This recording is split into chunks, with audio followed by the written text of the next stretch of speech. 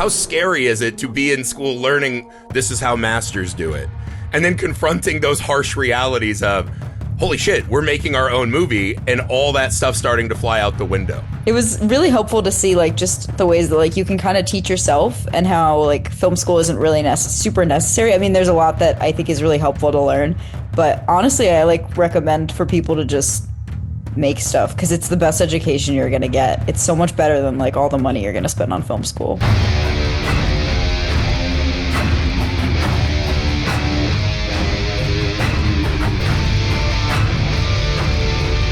Greetings, friends. Welcome back to the Messed Up Movies podcast, Filmmaker Friday. We have a full house today. Very excited to talk about the film Welcome Week, a college horror anthology. Listeners of the pod for a long time, you will recognize our dear returning friend from the October Mega Marathon, Gory Cory. So you know those episodes, you love those, go back and find those. We are joined by multiple filmmakers from this horror anthology, right? Set at the that beautiful age between high school and college that is so very distant memory for me. So if we just want to go around the horn and introduce everyone, I think that would be a great place to start. Sure. Okay, yeah, I can start. I'm Jack McDermott. I'm one of the directors of the framing device of Welcome Week, and I also produced the whole thing. I'm Ethan. I'm also one of the directors of the framing device and also was a producer on the project. Because they already know Corey. I'm Noah Levine. I'm one of the producers on the project. Excellent. Yeah, Corey, would you like to introduce yourself anyways to the, tens of people who are Ravenous listeners? I'm Gory Cory. I was also one of the producers of the project, and then I co-directed and co-wrote the segment Falling Into Place. Yeah, it was beautiful to see, because I was like, who is this not Gory Cory? It was cool to see you in your professional setting. So one of the things I think is really beautiful about this, right? Correct me if I'm wrong. I'd like to get some groundwork here as to how this project came to be. Heath and I, many moons ago, were also young film students, right? And as soon as I saw this, I was like, God damn, I would have died to do something like this when we were at that phase and still could like stay awake past 10 p.m. So how did this origin story happen, right? Because you guys filmed at disparate colleges. You guys all had different production crews coming together to create this thing. So can you walk us through the genesis of this project? Yeah, totally. So it started because me and Ethan directed like a super micro budget feature film in our senior year of high school. And surprisingly, it's called Satan's Servant. It's on Tubi. No, it did like surprisingly well and got like covered by Fangoria, which was like super cool because like, some high schoolers made a movie. And we really wanted to make a follow-up, but like we were going to different colleges and like our whole crew was like spreading out across the country. And so we were like, and we were also busy with classes. So it was like, what's a way where we can like make another feature to like capitalize on our momentum while also like still doing our classes and everything. So we're like, what if we all make a bunch of short films with like the other talented horror filmmakers that like we've been meeting who are all across the country? Because like we'd met Noah and Corey just like through the internet, through all these things. And so like from like talking to them, we sort of developed like a roster of filmmakers because Corey had some connections, I had some connections, Noah had connections. And through that, we found like 4 other horror filmmakers who were all sort of like in like the same space as us, who all wanted to make like a short film and contribute to this overall anthology. Man, that's beautiful. So how did you guys approach this project at a script level, right? So is this an idea, because you talked about you guys were doing the wraparound segments, right? That kind of walk us through the main character, or one of the 2 main characters, right? Who's all of his relatives have been killed in their first week of college. We'll get to his parents later. Many questionable fucking decisions. As a parent myself, I was like, I think college is just not for you. But so this is the 5th child or 6th child who's now at school. All the siblings got killed the first week of college. So when you were reaching out to filmmakers and crafting this story, did you guys have any rules or kind of tone you were reaching for? What kind of parameters did you guys use to pull all of these disparate stories into one? Well, originally we went, once we like settled on the idea of doing an anthology project, it was kind of like figuring out what was going to tie it all together. We went through like many different iterations of like what kind of anthology it was. But our big thing is that we want them to like be able to be their kind of own little genre of horror, but also just have like one thread that connects them all back to the overarching narrative. And that was honestly kind of all we really kind of told like when we were in the writing room. We didn't really like go any further than that because we wanted to just like let people be creative first and foremost. So Yeah, like the main Someone guy. had to die. Yeah, they had to, We need Yeah, they murders have and mayhem. Well, yeah, so I thought that was pretty fascinating. So, Cory, you wrote one of these yourself and directed it with a partner. What did you, when this project was brought to you, how did you approach creating your addition to the story? Yeah, I mean, it was really interesting. I think I was lucky to be a producer on it because I worked like with Jack, Ethan, and Noah on it a lot too. But my co-writer Katie, who's amazing, we kind of just like started queening out immediately because Ethan introduced us, and we just kind of like went through movies that we'd liked at the time and like things we sort of wanted to add. And I don't know. I guess a lot of the rules started to build like as people were sending in their new drafts. And so then we just kind of kept editing it from there to try and see like how we could fit it into the narrative. And especially like, I want to say Jack and Ethan wrote the wraparound before we finished all of the segments, or like at least a rough draft of the wraparound. So then we had sort of like a good narrative to go off of. And sort of we were introduced to Andrew to sort of understand how the family worked a little more, which was really helpful. Right. Yeah, so we are currently producing our own horror anthology feature, right? Foolishly, Noah, I'd like your opinion on this. We're like, we'll just do a bunch of short films. That'll be fucking easy, dude. We'll rip this out. Not realizing essentially that you have to produce 5 or 6 different movies. We are writing and doing them all ourselves, so we have a little more. It's a little easier to manage. That's not the right word. Noah, what was it like to be a producer on a film with, you guys had 5 tales, right? 5 or 6 stories spread out across the country with all different crews, cast. How gargantuan of an undertaking is something like this? It was definitely a lot of planning. Like we would have like weekly Zoom calls and all that stuff. It was a lot of like juggling because when we started this project, I was still in college. So I was like, we all had college stuff and we were kind of juggling everything to figure out when we could meet. But like we sort of would develop due dates from each of the filmmakers, like script deadlines, and then we'd all meet and give the notes and then get them back the notes in a certain amount of time.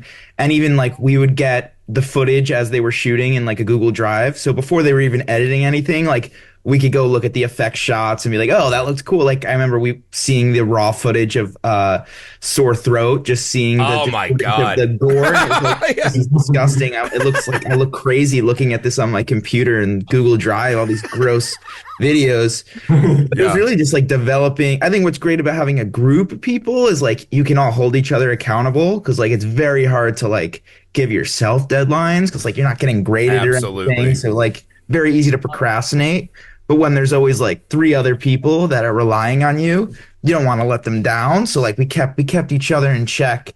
But it was like a lot of, I think like we would focus sort of on different, because they were shooting at different times. So it was easier to sort of, we'd get, one thing shot and we would look at that and look at anything that needed to be fixed, or if we had to reshoot anything. And then we would sort of, as the progress went along, get more and more stuff delivered to us. But it was honestly surprisingly doable, and like we took our time. Like we didn't rush this out or anything. We wanted it all the ducks in a row before we did anything. But it was doable. Yeah, I think one of the fun things about, because again, Heath is my accountability guy. I'm his, like, right? Like I wake up in the morning, I'm like, shit, Heath's gonna be mad at me. I got to get to work.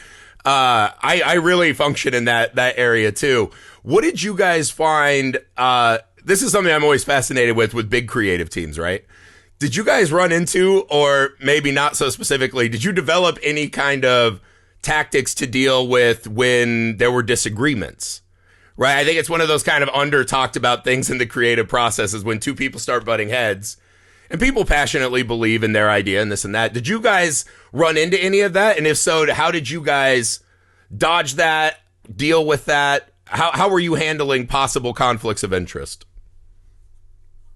I mean, I feel like there honestly like weren't that many disagreements. And, You lucky guys. I think a big reason for that is like I feel like because we started with the script for the framing device and sort of like treated that as like the guiding text. So like whenever like we were unsure about something, we could sort of like go back to that and like see like what's like the vision for the project and like how are we gonna like make it fit within that. And so I think that was really helpful. And I think also like when we were doing all the writing for it, we kind of had the producing team assembled, and so we were looking at and giving script notes, also thinking about like budgetary like restraints to begin with. And so it made things a lot easier. Instead of getting a script and trying to produce it, we make a script that is producible, and then just keep going from there.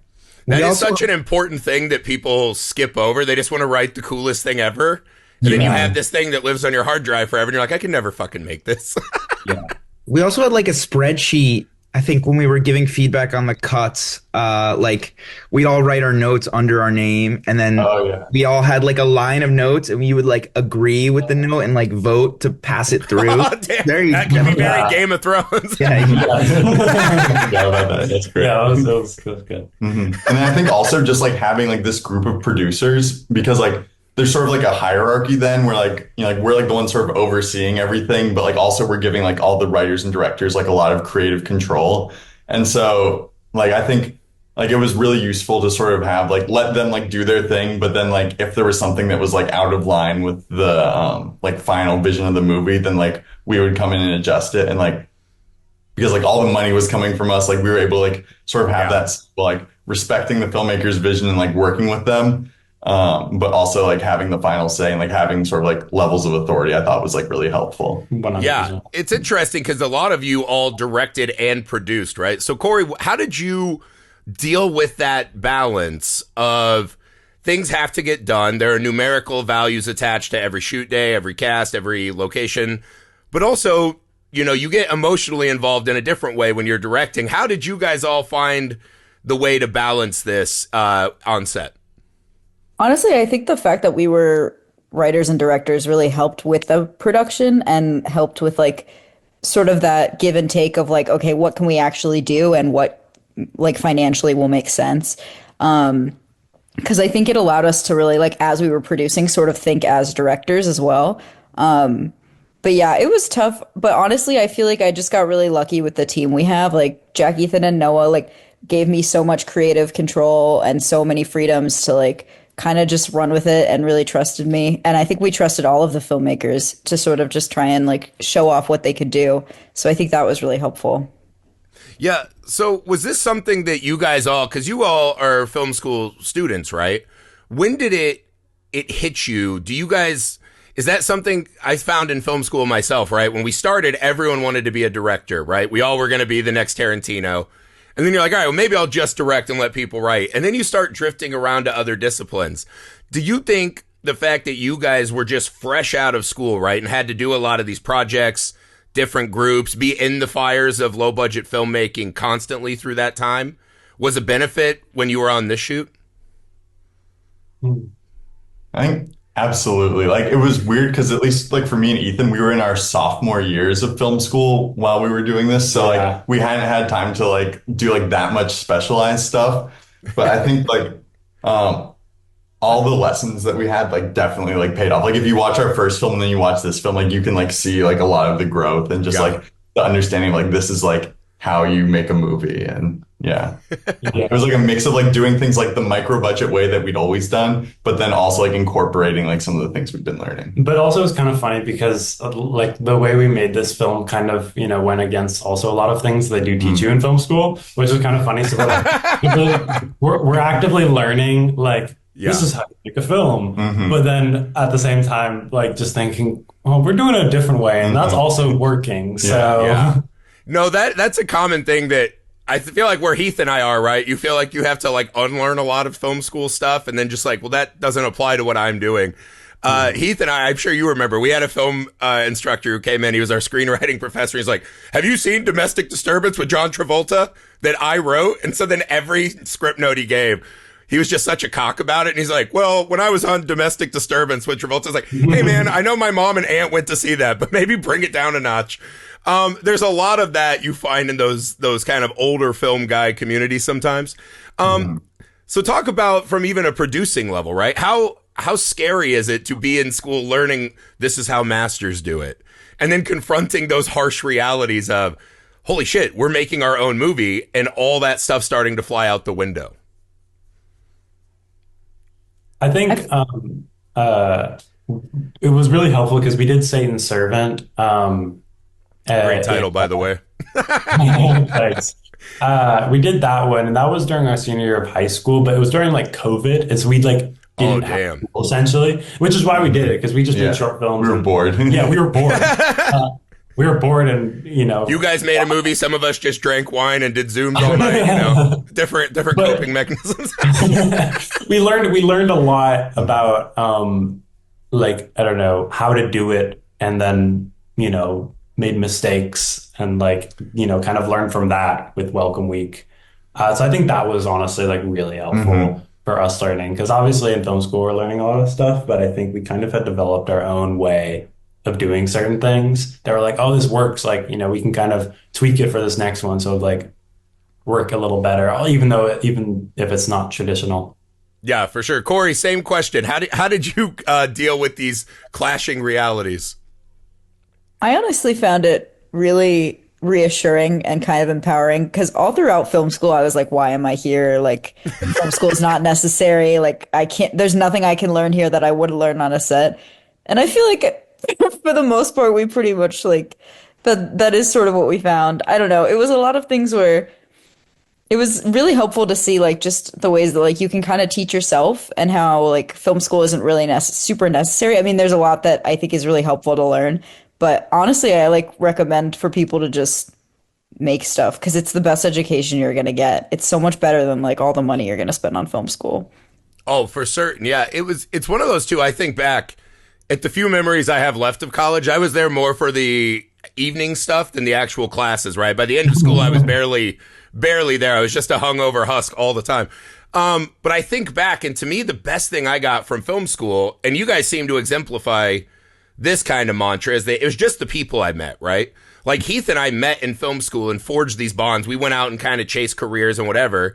And now, much, much older, we've come back and just started our own company, right? We went out and chased all the rabbits, and we're like, we should have just been fucking making our own movies. So Noah, how did you, when this was starting, right? How did you utilize these relationships with other people? The other brilliant thing about the age you guys are at is you guys have that kind of the youth and the passion still, right? A lot of people, this is something we found, that we went to film school by this age, they're just done. The dream is dead. It's crushed, destroyed. So like restarting the engine is hard. How did you weaponize these friendships and this passion all around you, Noah? Yeah, so when I started working on this, it was like my last semester of film school, which was pretty sad. But so I had 4 years already of meeting people, and I was preparing for my thesis film, so I was like in the weeds on all of that. And I had met so many people in my major, and there was one person who literally like his freshman year had DM'd me wanting to just like talk about movies and getting involved with stuff. And he ended up being the director of Bloodstream, which was filmed on my college's campus. And it was kind of like, while I wasn't there anymore, I kind of let him sort of capture our campus in the scariest way possible. The sort of mansion that the guy runs out of when he's kidnapped. Yeah. I walked by every single day on my way to film class. And every single time I walked by, I was like, something terrible needs to happen here in a movie. And I was very glad he was able to make that wish come true. But yeah, it was great. Like it was such an easy sort of handoff to get brought onto this. And then they were asking for filmmakers. And I was like, yeah, I know this guy, Ryan Rank, and we went to college together, and he's still there, and I'm sure he'd love to do this. And it was like his first short film as well, like his first directed thing. Great to see him kind of do that. But yeah, it was really, and I think honestly through college, and I also did a lot of like entertainment journalism for like my school's newspaper, and I would cover a lot of film festivals, and that kind of, you had to be on like social media, like sharing your articles, and that's kind of how I found Jack and Ethan, because I I had known some people at Fangoria, and I was a follower of Fangoria, and then I saw them in the article. So we had kind of just been like admirers from afar, I feel like, on social media, and that He was probably replying to all my happened. tweets. Yeah, that wouldn't happen probably That's what if the it kids are wasn't. calling it, I hear. Thirstiness. I think without having, all that extracurricular stuff I had done and gotten involved in sort of the film community, in a sense, Yeah. definitely would not have kind of ended up here. And it was great to sort of graduate and then be able to go on set for the framing device on LMU's campus with just a bunch of. We don't know where we filmed it for legal reasons. Oh yeah, it was somewhere near there. Somewhere near. Some very reputable establishment. Yes. Really good set dressing. Really good And- production Yeah. design. That was Just fun those big because- matte paintings from the 80s. That's all it was. Yeah, it was fun to recreate the authentic college campus experience. Film. Yeah, that's an incredible production job. Those were great recreations you guys did. Yeah. See, we had that. I love that, the filmmaker mind of film students, right? You're just walking around and the whole world is creative possibilities. We had the creepy mansion at our college too.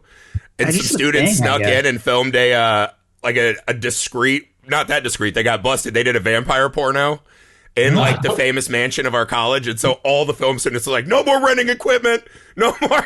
So we all got in big trouble. And didn't even get to see the movie, which is just a shame. The internet wasn't as cool as it is now. So that is actually, you guys kind of jumped the shark on something I wanted to ask. Did you guys find that because of the spirit of this college project and bringing all these film departments together, did you guys have any support from any of the colleges? Or was this just like a real guerrilla operation? Basically, no. Like, some people did get like some equipment from the colleges, but I think that's usually Nice. like the way we did it with the framing device was like I was like shooting a project for one of my classes in like a lecture hall. And then I just also happened to film a scene for Welcome Week in the lecture hall during that time. That's awesome. It was like stuff like that where like the school wanted like nothing to do with it because of like they had like some insurance liability stuff. And so like if it's not for a class, they like don't want you to film it, and everything you're making for a class has like a ton of like restrictions and like wouldn't really work for like what we were trying to do. So yeah, definitely the school was in fact like actively trying to stop us. There was like a few times and like the campus security like came up to us while we were filming. You guys were living the movie. Yeah, Dodging security literally. guys. It was funny too because it was like at the parts like involving security guards too that we were actively like getting busted. Like I think the mansion gave Ryan permission. I think they were supportive. Yeah, that was the one. UT that- Austin was pretty good, I think. I think they were probably the most supportive. Yeah. They were cool. I was wondering because it's such a cool, one of the things you find a lot in low budget horror, right, is a lot of the places that get skimped on are locations and set dressing and things like that, right? So it's one of those that you don't fault any filmmaker, right? But just you can tell immediately when you turn something on where the money wasn't spent. I thought you guys having all of these campuses added a really unique and beautiful aesthetic to the movie, right? So how did you guys walk through? Was that even something you thought about as you were writing your stories, or is this just where you guys are, so it's natural to do that? I mean, I think for me, like something I really value in films is like a sense of like scope or like spectacle. Yes. It's Yes. like very difficult to do on a micro budget level. So like, I don't even know how intentional it was. Cause like, yeah, it was like months into post when I realized like we'd shot like an international movie on like a tiny budget that couldn't even like cover like a flight to Scotland or whatever. And so, like the fact that we were able to pull all that off is like really cool. And so I think definitely like we wanted like it to feel like big in scope, like the story to feel big, even though like the production value couldn't always. But I don't think like it really set in until we were like filming like the amount of like production value we were able to pull off on that budget. Yeah, I mean, just the architecture of the campuses, like Cory, that really stuck out to yours. I just thought the size and scale of the buildings, right? Like the scene when she was on the roof, I almost angrily messaged you. I was like, how dare you put a woman on a ledge? That's like my biggest fear. I did want to ask, that was just shoes, right? No one stood up there. Yes, it literally took us we literally like took months trying to figure out how we were going to shoot that scene too. Cause I was like, I can't get to the roof of my campus. And like, I obviously can't push somebody off a roof. And then I was rewatching Beyonce's Lemonade, and there's a part where she falls off the roof, and I realized that it was like a dummy obviously falling off the roof, and we were all like, oh my God, duh. So I got like a Home Depot like skeleton. Yeah. Like a posable skeleton and put a wig on it, and it looked so terrible, but I think it looks real enough in the final cut. No one's judging your body and hairdo as you're falling off a building. Yeah. there's a bug that crawls on the chute in that shot. Was all Brooks. I don't know how he was able to get that shot, but my DP was so incredible, and like, I don't know, that was crazy. But that wasn't even a ledge too. It was like a little balcony that honestly wasn't even that far up. That's incredible, because my heart was racing, and not just because I'm old and overweight.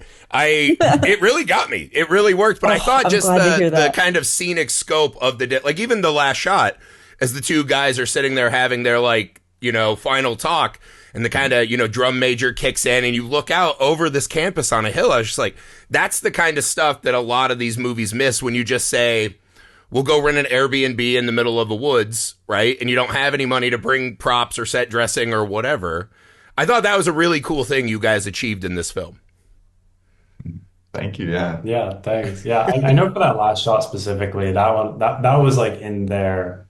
That was like draft one. Yeah. Like we knew this spot, and we were like, we have to include it. Perfect, easy, go there, sunrise. And no, because actually when I was writing it, like I was specifically like thinking about like locations at LMU that would be like cool to film at. And so like the whole movie is basically just like they start at one end of campus and like make their way to the opposite. Oh, that's awesome.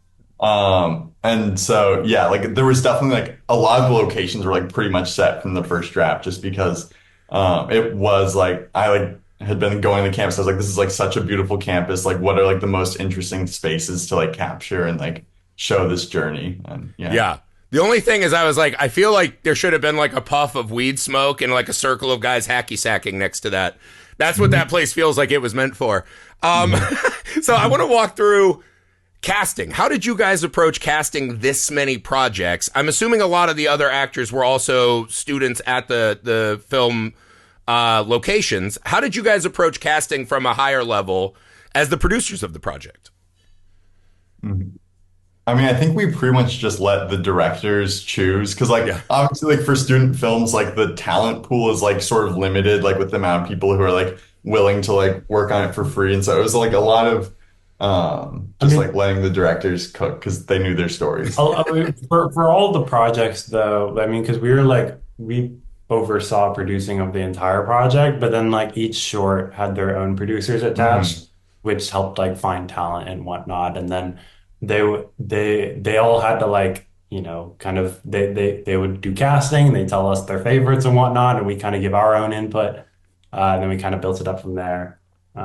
But we kind of we gave them a lot of freedom to like choose the people that like that they thought would fit the role, and like B, that like they like felt they could like comfortable working with, because like some of them were like, oh, I know this guy, like maybe he doesn't fit to the description as perfectly, but like I know what he can do, and it would be like really beneficial to like work with him.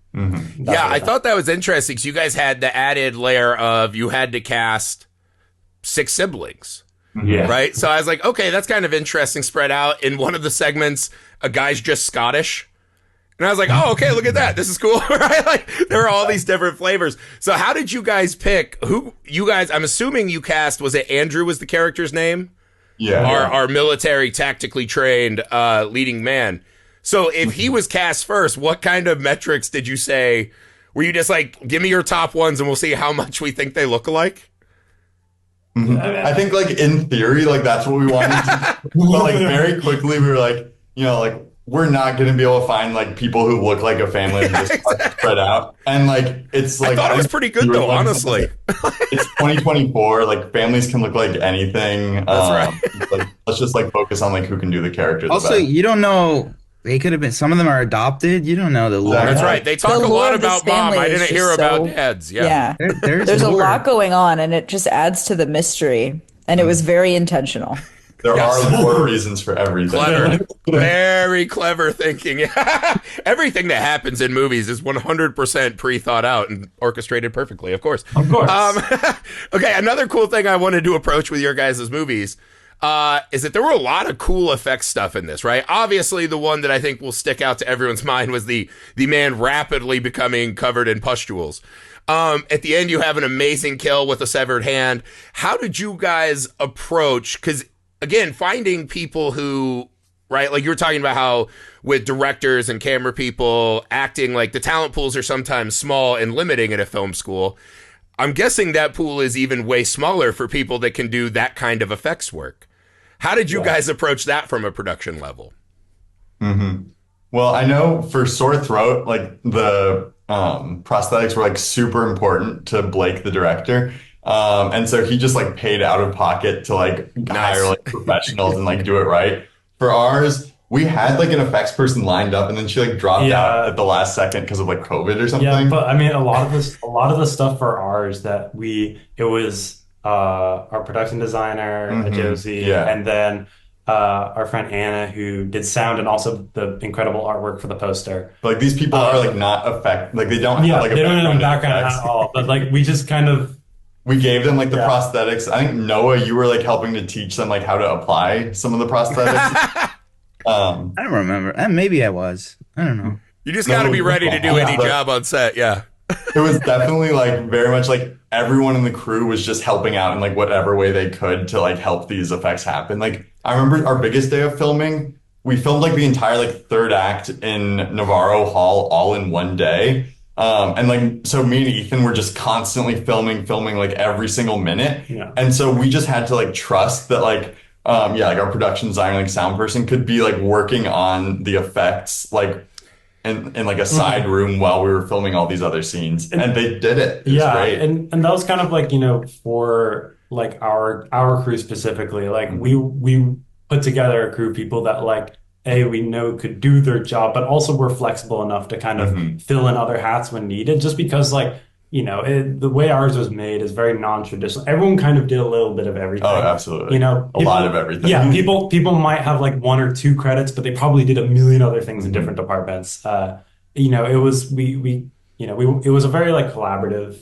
experience, especially like filming like the third act was like that was a crazy day. Yeah, crazy day, and we were just like, we have so much trust in all of you, and just making everything ready. And we had just done so much pre-production planning, and it all really paid off because we were always like, all right, we're shooting this thing now. Is this thing ready? And it is, and it looks great. Another thing with that third act shoot, it was crazy because it was like a big set, and the one rule they had was like they were very scared of like liquid blood. So they were getting like so we have patrolled dealt the with whole this ad nauseum. It is insane how important it is to not get blood on places. It was like a morgue set too. So it was like, oh, you're like, come on! If there's one place we should have some freedom. It's not that hard to clean out either. Yeah, it's really not that bad. So I will message you guys after, but I found one that's soap based. It's peanut butter and soap, and it's incredible. It comes out of everything. Because, we were doing one this summer, and it was like, I was in this little shed behind an Airbnb. We were, like, painting a 12-foot long penis, and then I had, like, 8 gallons of peanut butter blood, and I was like, what am I doing? Like, I'm a father. What is happening in my life? And you just find yourself in these places. You got to find solutions quick. Yeah. So I wanted to hit you guys up. So you guys are all at the start of this, right? You guys have made 2 movies now. Some of you, this is your first movie. When you were coming out of school and approaching this, now that you have completed this, it's been pretty well received. You guys are out in the world. People are watching the movie now.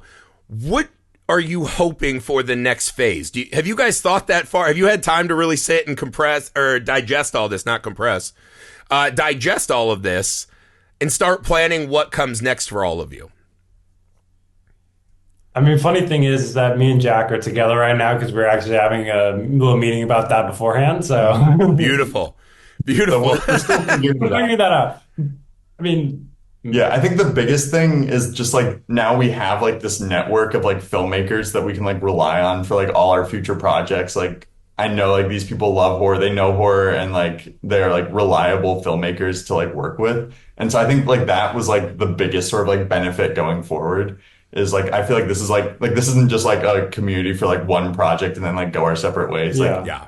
like very much like we all want to like enter the industry together and like help like elevate each other in like whatever way we can. Yeah, that's beautiful. You find one of the hardest things to do is just get things back up to speed.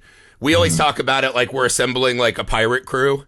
Like, oh, that guy's got no legs and his parrot talks too much, but man, he can spray some fake blood, right? Like whatever it takes to get this going. So I think that's a beautiful thing. Corey, what about you? What are you thinking next steps here? I don't know. I think right now I'm just trying to like make whatever I can financially that makes sense. Yes.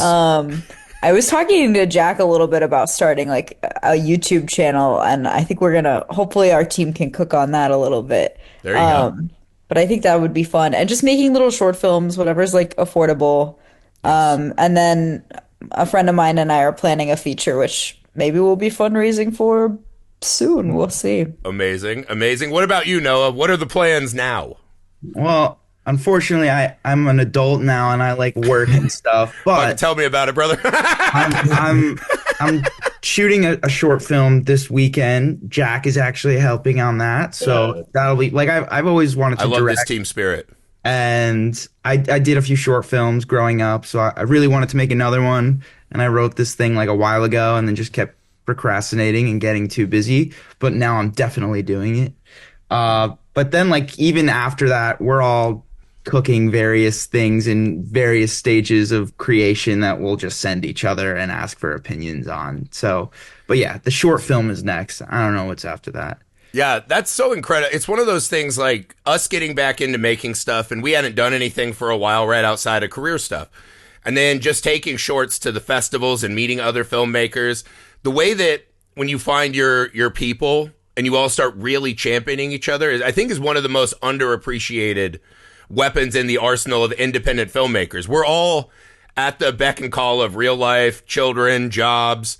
None of us have money. None of us have fucking time, right? And it is just this, there's something so unifying about that and so joyous when you actually find other people who can help keep those fires going.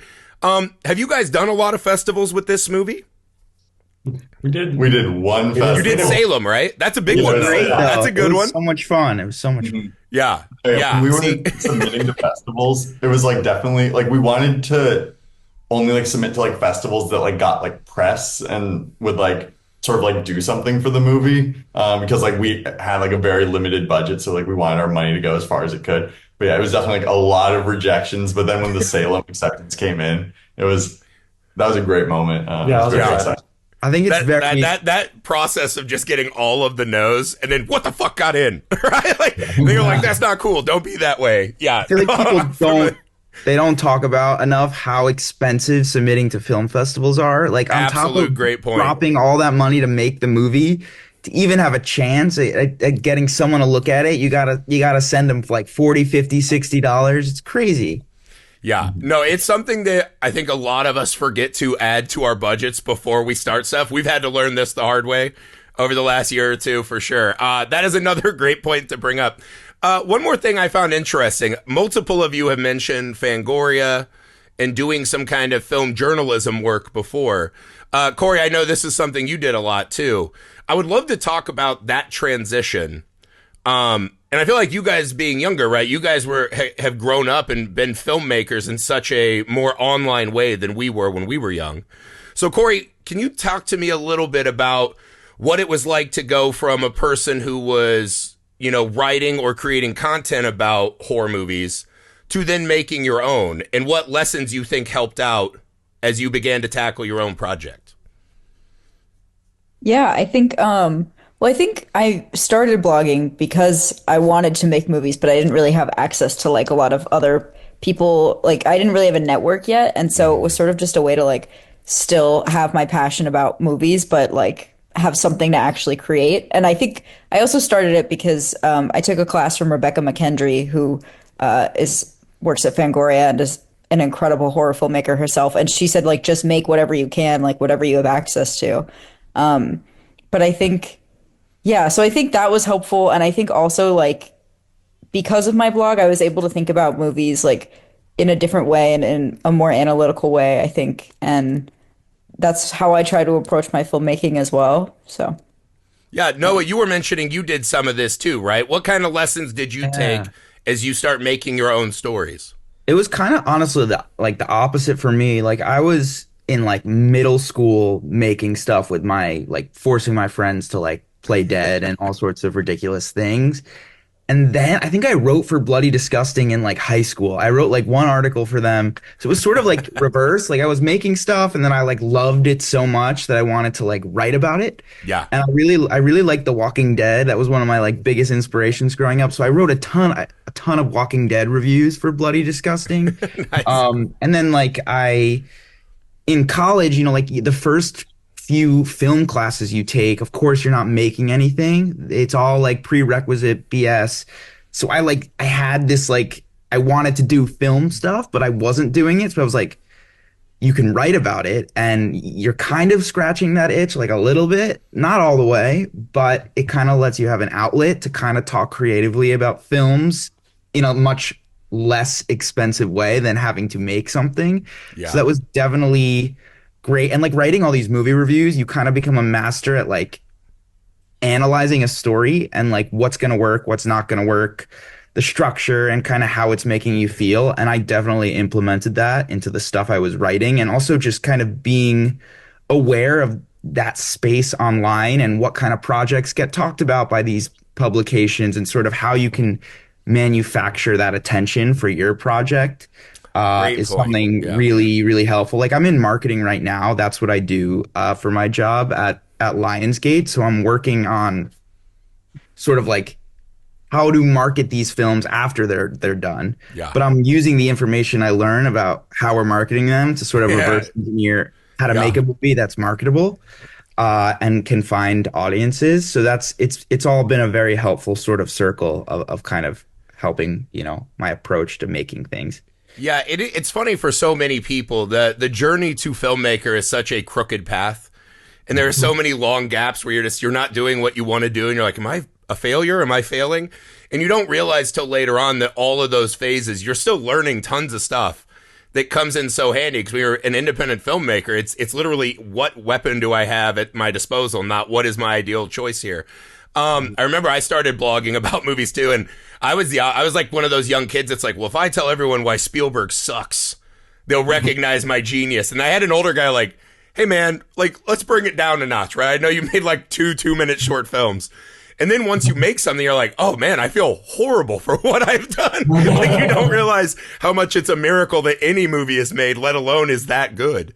One but person that like I feel like has mastered sort of this trajectory is like Ryan Turek, who literally he was like us, like writing all these articles about horror movies, and then you'd get in the room with like Jason Blum and all these people. Yeah. And now he's the one kind of. Now he's just on every horror documentary in like a nice suit jacket. And you're like, damn, dude, guy did it. For sure. Okay, I want to ask you guys a couple more questions here. I want each of you to pick out what is the most messed up moment in Welcome Week to you. The moment that'll have audiences reacting and turning from their TVs as they watch this. I'll go first before anyone takes it. Obviously, it's the pus. Even just without the sound effects, just looking at the video of like because he squeak. It's just so. When he gets that one in his arm, and it was such a great acting and directing choice. You play at something and it starts oozing, and then he's like, I'll use my shirt to like mop it up. I was like, oh, like everyone's done that. It was such a small detail, but brilliant choice. It's perfect. And that's all Blake, the director. He crushed that. Yeah. Yeah. That's a pretty gnarly one for sure. I'm going to go with I think they call it a tracheostomy, like the tracheotomy type. That really got me. I remember reading the script too, and that really got me. And the vomit. Anything in sore throat. Sore throat really was going for it with that one. Yeah. I remember when he pulled out the blade, I was like, no. It was one of those moments I'm like, don't do this. No, come on, guy. I was like, don't do it. Yeah, that one is intense across the board. Mm-hmm. I think for me, I'll have to do when the security guard gets decapitated. I think Oh. personally, that's like That was really be a out of little too nowhere. That one personal? got me too. very traumatic. It's really funny. I've been You were sending working out your films, own anger at the security guards you were dodging. You're like, yes. but I've been like sending the film to like a lot of my family members, and every time one of them watches it, they're like, "That decapitation was really unnecessary." And like my mom still can't watch it. She'll like cover her eyes. Oh, yeah. My mom always says that. She's like, when are you going to write a movie for me to watch? And I was like, Mom, I'm not that into divorce and horses. Like, I'm sorry. Like, I'll get to you someday. I'm not there yet. I guess for me, I don't know. I still think it's pretty messed up that I mean, I guess it's spoilers for the end of it, but when Andrew uses his own hand to stab through the neck. Yeah. Pretty gross. That was an idea we came up with pretty early That was on. another early- That was pretty odd because there was the point when you showed, I was like, that's a lot of bones sticking out. Damn. Like, I was thinking through it in my head, and then as soon as I saw it there, I was like, oh my God, they're going to do it. I'll say you guys covered a lot of the great ones in the movie. I just think low key, there's like a subtext of this movie of this mom is not doing her job as a mother. Like after like even the second kid, you've got to start taking a firmer hand, and just telling your son to go to boot camp is not a great compromise. Like that's just not like when she gets the text and he's like, well, I have no arm and I'm going to do a gap year. I'm like, is that a win to her? Like as a parent, I was really like, I want to talk to that character. Like I'd love a sequel, just her at home explaining this over We're like gonna book do like crunch. a Pearl type of prequel. It's gonna Yeah, be exactly. super different. Yeah. Yeah. Like when she gets the third letter, is she just like, oh, again? Like, you know, like that lady is fucking wild and she's not addressed in the movie. You also never meet the dad, so you don't know. Yeah, that's what I'm saying. What the Well, deal- okay, there was a brief point. I'm not going to spoil anything, but there's a brief point I was like, Mom is feeling very sinister to me. And I was waiting for something. And I was like, no, she's just a fucking insane lady, apparently. But she was great. She loomed very large. That's one of I love movies when it ends. And I have that one thing that I just like, well, this is all I'm thinking about for the next 2 hours, right? I'm just going to go sit and just think about what this lady's life was like. You gave me 2 movies, essentially. And I love that. Okay, next question. This is one of my favorite ones to ask all the filmmakers we talk to. Let's say this movie just makes billions, right? You guys are like the new Marvel universe. Hollywood is at your beck and call, right? Like Channing Tatum on the leash, right? What is the dream project? If they came and you had carte blanche, no limitations, what is the dream project? Let's start with Cory. What do you got?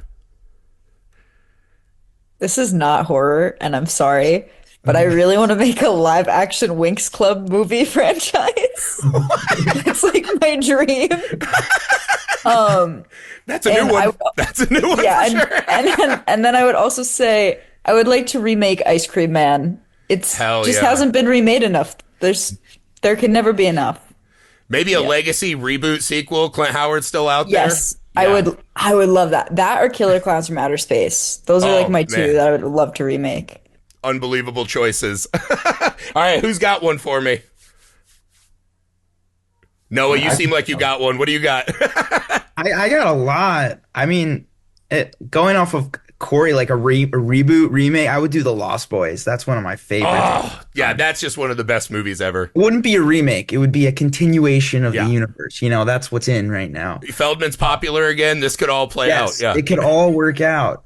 Yeah. Other things I really want to do like a scarecrow horror movie that's like respected by people. I feel like there hasn't, aside from Pearl, I guess, but Yeah, it's the like- Scarecrow, yeah, he there's like a bunch of like for what happened in that movie. smaller things that people kind of will bring up like as cult classics, and it's like, why is there not like a big one? Yeah, it's like, kind of scary stories to tell in the dark. Yeah, that Harold book, was right? so Not really even scary. the movie. yeah. Yeah, Dark Knight of the Scarecrow. Not Yeah, the same there's as that. Night of the Scarecrow, which was like No. Dog Soldiers with the Scarecrow. Yeah, I guess this is the thing. Sometimes. You could make an argument that Pumpkinhead is a Scarecrow movie, and that's I'm one of the best talking horror movies ever. But it's classic really a demon. scarecrow. Classic Classic scarecrow. Scare- Like, hey, You know what? I'm with you. Ah, We get so many yeah. fucking horror movies. Where's our scarecrows? I don't get it. I don't. This is a ripe, unplowed field. What are we I doing? know. I'm trying to remember. There was something I recently saw with a scarecrow, but I can't remember what it was.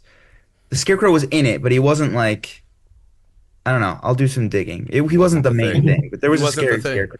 There's that one Tales from the Crypt where Patricia Arquette is having sex with the scarecrow, she thinks. Oh, I have not seen that. It's a little more problematic than we thought in the 90s when we watched it. When you watch it now, you're like, Jesus Christ, that was a wild time for just putting anything on TV.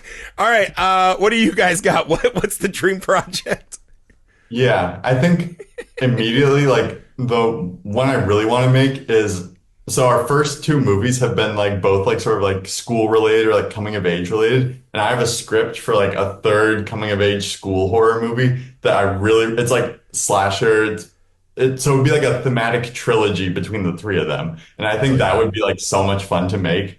So that's like the dream right now, but also just in general, I like love Christmas horror movies and want to make one so bad. But I think just like the juxtaposition of like the most like happy time of year with like just like something absolutely horrific is like so ripe. And I think there's a lot of like really great Christmas horror movies. Like Black Christmas is like probably my all-time favorite movie, but I think there's still like so much left to be explored in that subgenre. And so For sure. I would love to get There's something about too, like just the set dressing becomes easier and beautiful immediately.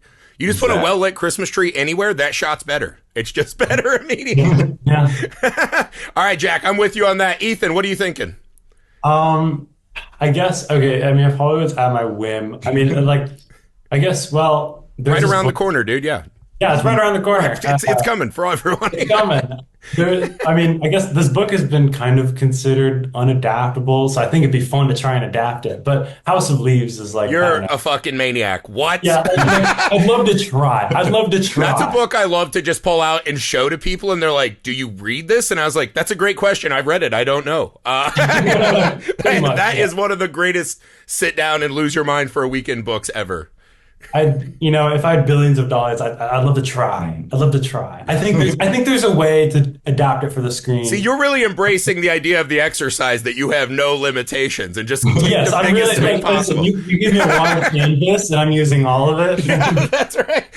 First we go lose $1 billion. Yeah, exactly. That's but I think there's a way to do it but you'd have to like make significant changes to like the format of it, I think. Yeah. With the Well, biggest. yeah, it's because there's not a format. That's a huge place to But I start. think It's creating a format. There's a way you can do it for screen, I think. But Yeah, hell yeah, dude. Well, I would go see that for sure. All right, final question for you guys. What is a piece of advice you've learned through this filmmaking journey, or a tool that you reach to when you're having a problem that can help the next group of film students who are trying to make their first feature?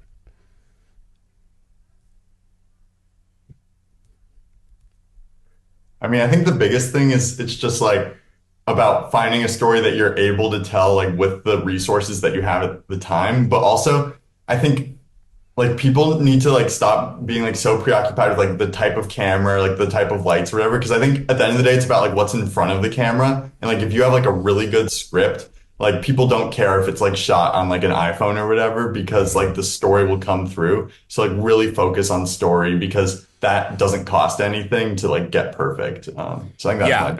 It's the oldest truism in film, I think, that is always true, is that people will forgive so much, right? Don't let perfect be the enemy of done. Like a movie that just fucking exists in the world. I 100% agree.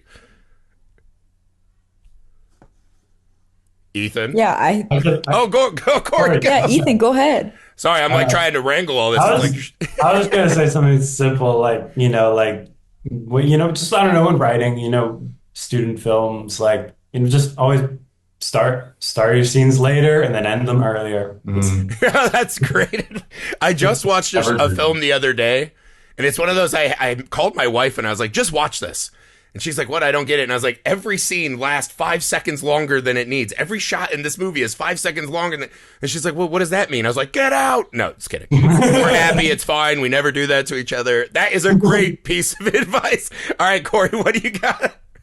I was honestly gonna say the same thing, but I guess I would also say like definitely write to your locations that are accessible to you, and just be ready to lock in, and like just make sure that you can remain calm and plan as much as possible. But like everything is gonna go wrong that can go wrong, and so you just have to be good at like creative problem solving and get a good team, especially like a good producer.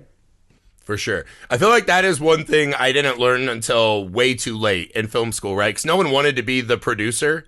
That felt like homework.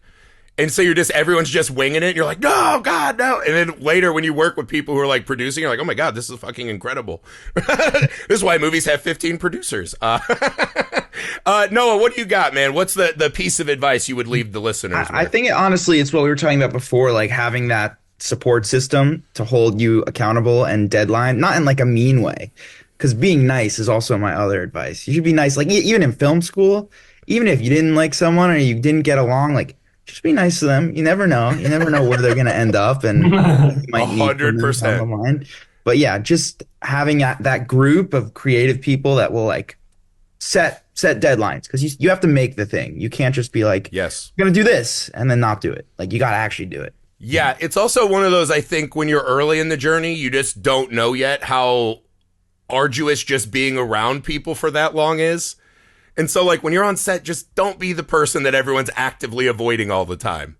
And if you are, fix that quick, or you won't be on many film sets. And just, like, making sure your crew feels like support. Like, even after the shoot day's done, like, make sure they know when the movie's coming out. Make sure you send them, like, stills. Make sure you send them the trailer. Like, I know way too many people who have either led a project or worked on a project that just goes ghost after it ends. And like the crew and cast feel like they've totally wasted their time because they never hear about it after. Like even if it's a small short film, like you owe it to the crew to give them everything they need to be able to like get other work after it and be able to kind of show what they worked on. I think that's very important. You guys are all clearly very wise beyond your years. Yes, that was all incredible advice. If I could ask the team, so I found the movie, I bought it on Amazon. What is the release tentatively now? Do we have physical copies coming? Where can people find the movie who now want to watch it after the conversation? Well, so yeah, it's available for rental or purchase on Amazon, Google Play, YouTube, and iTunes. And then you could buy a DVD or a Blu-ray on the Screenager Productions website, which is screenagerfilms.com. We also have shirts. I'm not wearing one right now, but it's really cool. It's a great design. And then if you're in like the UK, Australia, or like a lot of like European countries, it's free with Prime right now. Oh, nice. Hell yeah, dude. But not in the US because Amazon's annoying, but that's what but yeah, it's around. It's also, I've heard it's on some pirated film websites, so it's been getting a bunch of That's how you know you've made it, is when people start pirating it. Hell yeah. So yeah, if you're one of those people, go ahead, pirate it, whatever.